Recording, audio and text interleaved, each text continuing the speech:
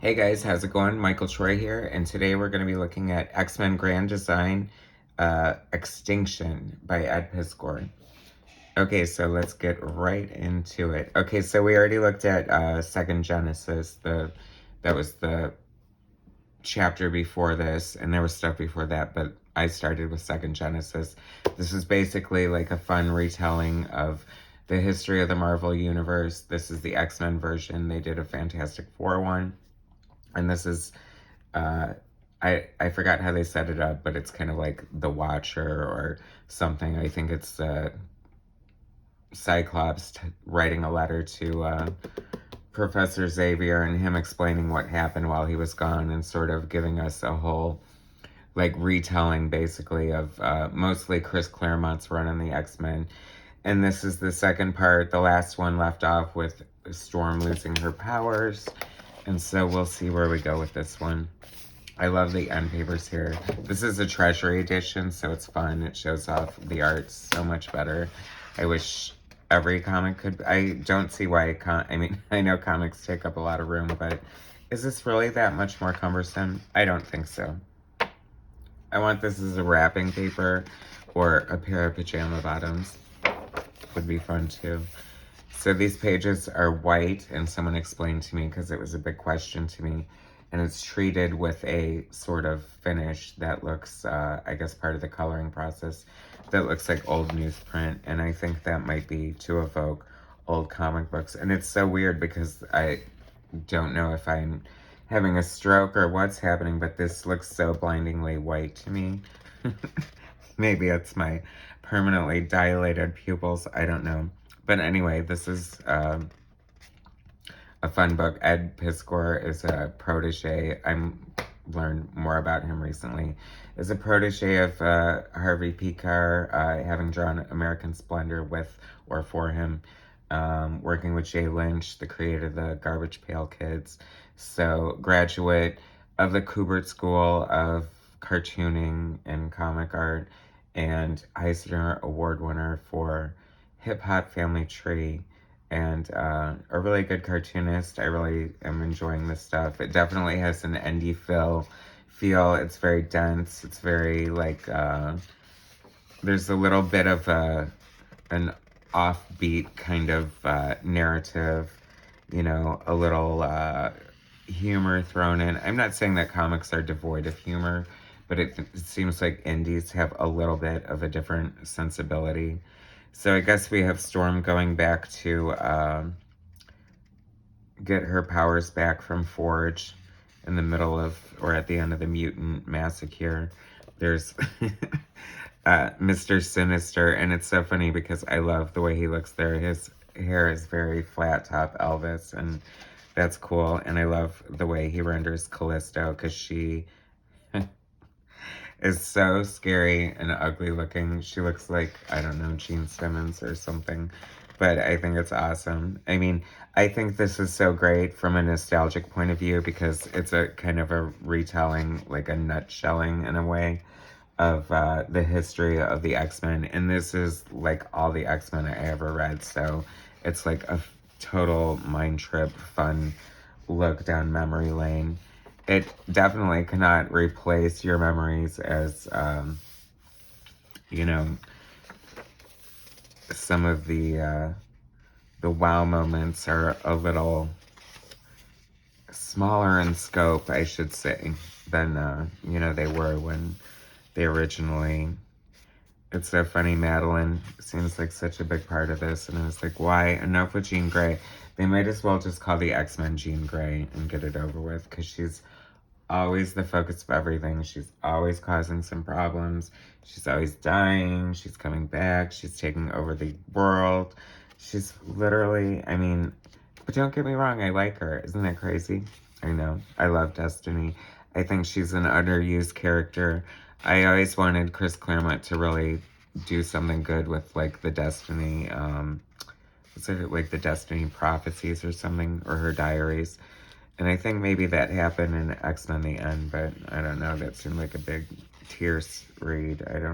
Maybe I should look into it. I should. Like, why bitch about it if I haven't even read it, right? So as you can see, Oh, this is another in Australia.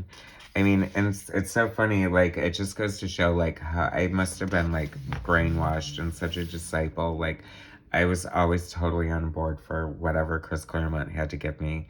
I'm just like, the X-Men are dead, and the world thinks they're dead, and, like, they can hide from video because that's part of the deal they made with Roma, and they're going to be in Australia, and there's an Aborigine who they teleport around the world, and Wolverine's going to go become Patch and, like, have a weird fishnet mask that nobody can recognize him. I'm like, yeah, sign me up. I'm totally there.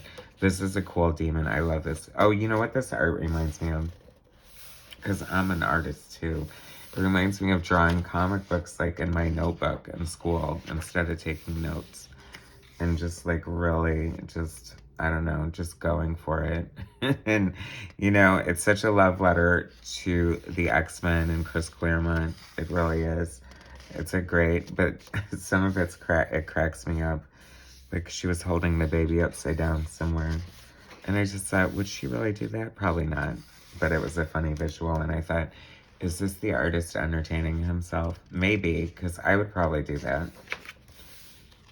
This is a cool shot. There's not a ton of money shots in here because a lot of it is based on, like, tight storytelling, which is fine. You know, like, Watchmen was like that up until the last issue, right? They didn't have too many non-9 panel grids. I mean, this goes beyond the pale, though. There's, like, 12 panels a page. Anyway, but this is a really cool panel. I love this. I think he colored this as well, so props to him for great colors. Always red, white, and black is good. And I don't know, it's kind of cool because his beam is supposed to be red, but then instead of that, there's, like, this negative effect, and I dig that. I love artistic moments, and you can tell that this guy, Ed Piskor, just loves to draw, and he just slaps down the ink, so I can always appreciate that. And I love these little homages like that. I miss Marvel with the corner boxes and all that fun stuff. It's really what, you know, made Marvel cool and different. I'm not saying that they're not cool and different now, but you know what I mean. I'm an old stuff. I'm gonna dwell on nostalgia. It's so funny. This is because, look at all that hair on Wolvie. I mean, I know he's hairy, but nice big butt Colossus. There's the famous, I love his use of purple too. It's like, pops out. It's almost like fluorescent or neon or, you know, black light worthy. Maybe I should put this under my black light later and see what happens. Very cool. Just, I don't know. I mean, I don't want to say obviously, but I'm guessing he colored with computer maybe, but I like it. I'm totally down with it. It's funny that he sort of juxtaposes, like, from the original, obviously the iconic shot is the big Wolverine, and he chose to start with a close-up of his face and then pull the camera out to show the reverse, and then with Wolverine in the background, and a bitchin' looking sunset. Or maybe it's sunrise, I don't know. I've never been to Australia. I mean, how many arrows can you take, honestly? And there's Jubilee. Oh yeah, this cracks me up. See, this is what I'm telling you about the, like, indie humor or whatever. Like, she's running away, having pilfered the X-Men's hideout, and she's got a full-on platter with a whole roasted turkey. I mean, come on. Wouldn't it be easier to line her pockets with Lunchables or something? And there's Dazzler, oddly back in her original costume. Oh, this is because she went through the sage paralysis. And there's Aurora got young again, which was weird, which is fine. You know, this is all Jim Lee, like, I think, Rogue and Magneto. I really like that story with them in the Savage Land. This is like good fun memories. It just makes you want to run out and reread your old copies of every X-Men ever, which might be the spirit of the book, which is great. So maybe, you know, when I saw Fantastic Four Grand Design and X-Men Grand Design, I was like, what's the point of this? And I think I just cracked the code. Anyway. So then this gets really crazy when there's Madrox. I really like what he did here. Can you see this coming closer, everybody? How, you know, the further out, and this is a great, like, comic book, you know, coloring technique, you know, the closer he is, the more defined the design on his costume, you know, it has actual black lines around it. And you pull the camera out a little and the design is still there, but it's more like a color hold without the thing. I appreciate little details like that. I just do. You know, if you guys, I hope a lot of like would-be budding comic book artists watch my channel, because as somebody who's been through it, and just, I like to share little things like that with you peeps. See, the thing that also was distracting for me is that, I guess if you know the history, sometimes it bothers you, and that's probably why fanboys, not like me, I'm not really hung up on canon or, you know, what's, you know, cemented in the Marvel Universe, but I think she shouldn't have that costume yet. Maybe she should, maybe I'm just wrong. That's cool. I don't think I've ever seen Cannonball draw quite like that. It's sort of, and when I say indie, see, now I just realized, even though it's a little more obvious now, but, you know, this lends itself to a Mike Allred sensibility of Mad Men and Ecstatics, creator of Dupe fame. This is cool. I remember the Jim Lee version of that, where they were all in Genosha. I always said it was Genosha, but then I think on the X-Men cartoon they were like Genosha, and I was like, oh crap, I've been pronouncing it wrong all this time. This is fun, all the Silver Age looking Marvel heads, and the great use of a zipatone there. It's funny because at first his art's a little, like a slap in the face. It's a little jarring, as I think sometimes indie artists can be. But, you know, because it's not pretty, obviously, like a Byrne or a Art Adams or something like that. But then, I don't know, I just have, like, I'm getting a bigger appreciation for the gritty realness of it, which is strange. I mean, I've always enjoyed indie comics, but I think I've never leaned towards, I guess, the Robert Crumbs and stuff like that. But anyway, oh, this is so cool too. So that's the end of the Ed Piskor part, and so cool. Like, congratulations, that's awesome. I don't know if he got another Eisner for this, but he probably deserved one. And this is his pinup. This might have been a cover or something, but his homage to Art Adams' classic X-Men cover, except that they all have the original X-Men costumes, which is something John Byrne did on the cover of a fanzine called Comic Reader, which is cool. I don't know if this is in direct reference to that, but I appreciate it either way. And now this is super cool. And I'm not sure why this is included, but I'm so happy it is, because we've got the bigger size here. And this is a reprint of Uncanny X-Men number 268. And this is really, this isn't Jim Lee's first issue, but this cover is famous for so many reasons. I mean, it's been homaged a million times. It just really marks a big heyday, and, you know, Jim Lee's run on the X-Men, inked by his, you know, bud, Scott Williams, who always does phenomenal inks on his work. And it's just so cool that this is included. I think I pretty much lost my mind initially seeing all this art for the first time. I mean, at the time, you know, aside from probably John Byrne, I don't think I've ever seen a better looking Captain America. I mean, that's pretty, and he did these sort of half double page spreads that were always just so cool. I mean, it's funny because usually the problem with double page spreads is they only advance the story by one panel.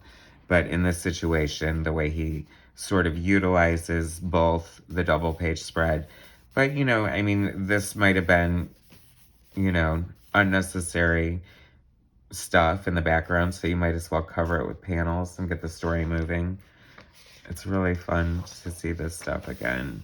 I love it. And Jim Lee, just his X-Men Artist Edition is out. I'm waiting for my copy, so stay tuned, guys. But it's just, I mean, we've got ninjas, we've got Wolverine. It's funny to see him smoking because Marvel for years now has a mandate that their characters are not allowed to smoke, so, which I agree with. I lost my mom to lung cancer, not to get dark, but I am against smoking, obviously, so I think that's a great influence. Even though, supposedly, you know, because of his healing factor, Wolverine would never get lung cancer, but it's still not a good idea to promote that to the kids, eh? And it's funny because this lines up so perfectly with, you know, the Captain America and the Black Widow of, you know, Joss Whedon's adventures. You can almost, I don't know, they're very compatible, even though this is years and years and years before the Avengers would ever hit the screen. But makes you wonder if there was any inspiration from that. Great shot of Wolverine. Man, this is making me just crave my artist edition so much. Jim Lee's a classic great comic artist, and I say this all the time. He's definitely, even though he's from the Image era, you know, he's still put in the work. I mean, you should look at his stuff on Punisher War Journal and even Alpha Flight towards the end. I mean, he just really just improved his talent and just really just came into his own and broke out as such a superstar. And he's undoubtedly one of the best comic artists of our time, our generation.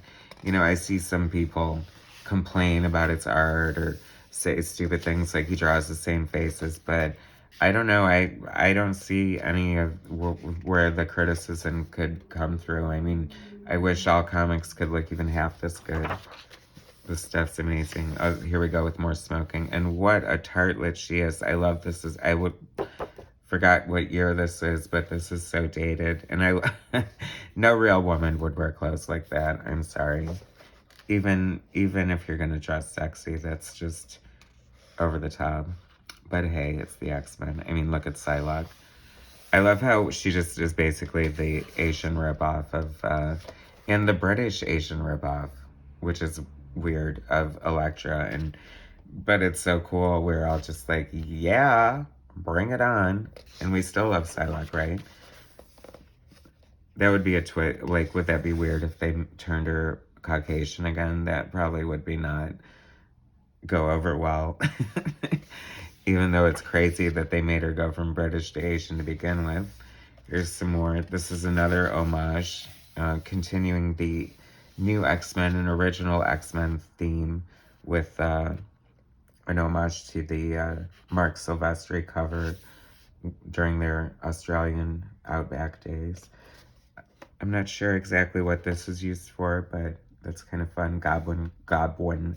Goblin Queen against Jean Grey over the fight of Nathan Summers.